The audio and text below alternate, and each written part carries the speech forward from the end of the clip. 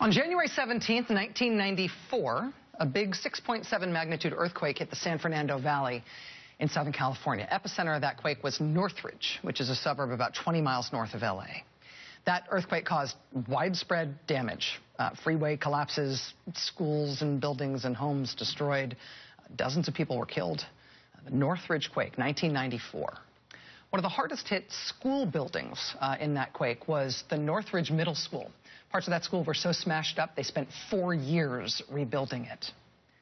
Well, now, 22 years after that big quake, Northridge Middle School is getting another big makeover. Once again, for the last few weeks, that middle school campus has been a construction zone. They're not taking 4 years to do it this time, though.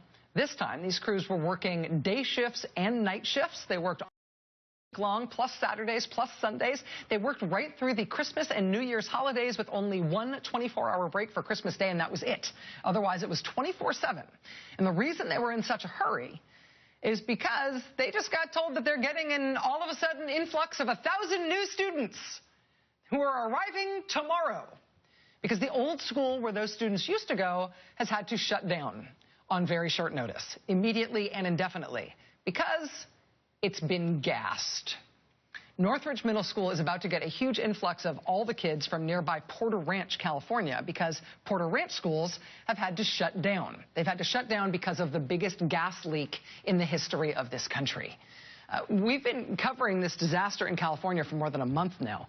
The leak first started in late October. These are infrared time-lapse images of the huge cloud of methane that's been billowing out of a busted natural gas storage facility near Porter Ranch. It's releasing so much air pollution. This is the greenhouse gas equivalent of driving 7 million cars every day.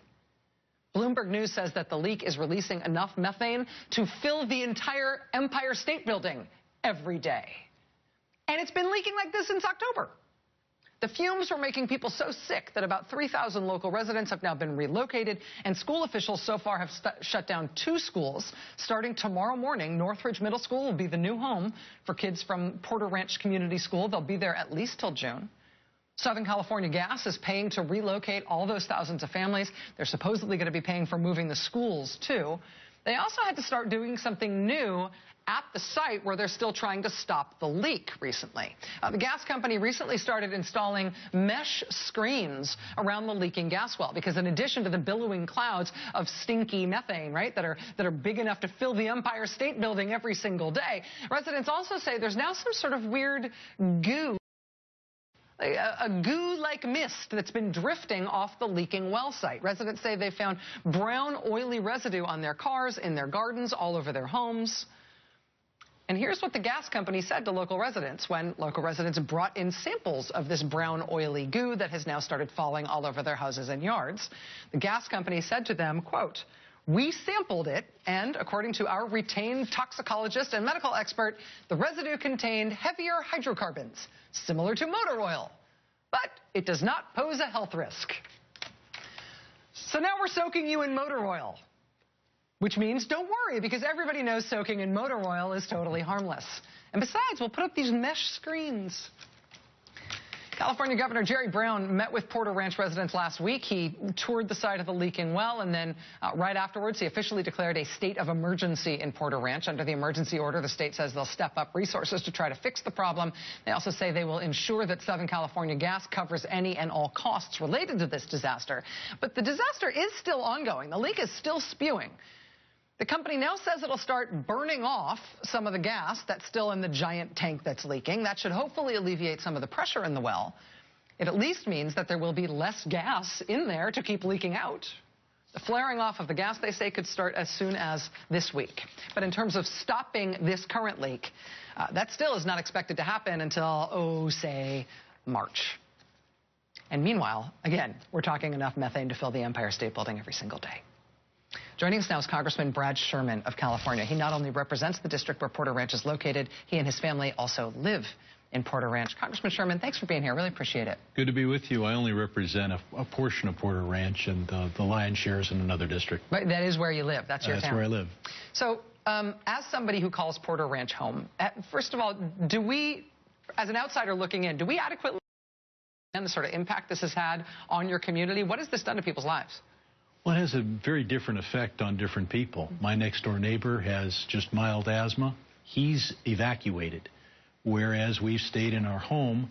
We have special filters, and we don't go jogging in our own neighborhood. But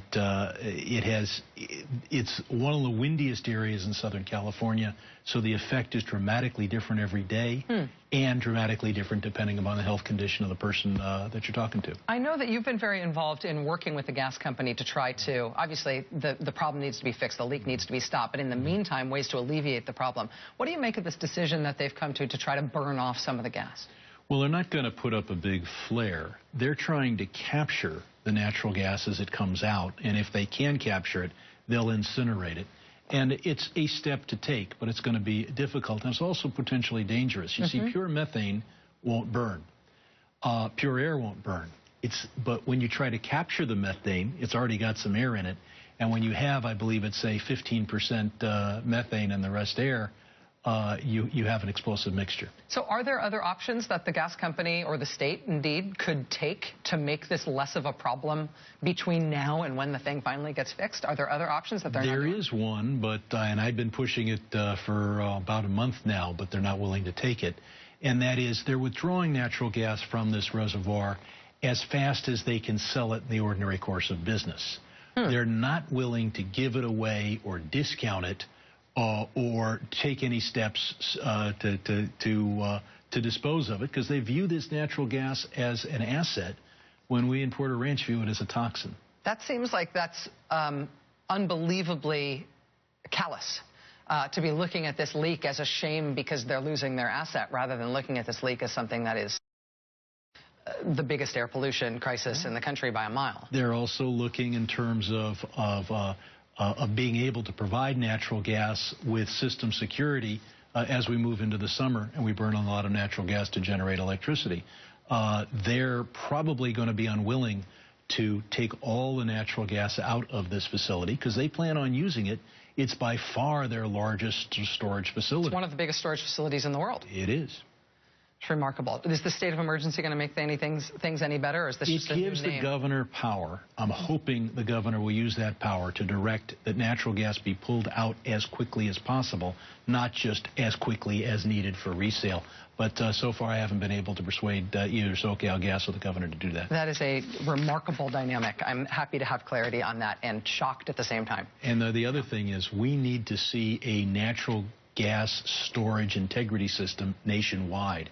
We had some explosions, and we ended up with a good set of regulations for natural gas transportation. We've got no reasonable regulations for natural gas storage. This is 60-year-old pipe. They've removed the safety valves, and the testing system is not designed to find anomalies in the pipe, just find where it's already leaking, not where it might leak.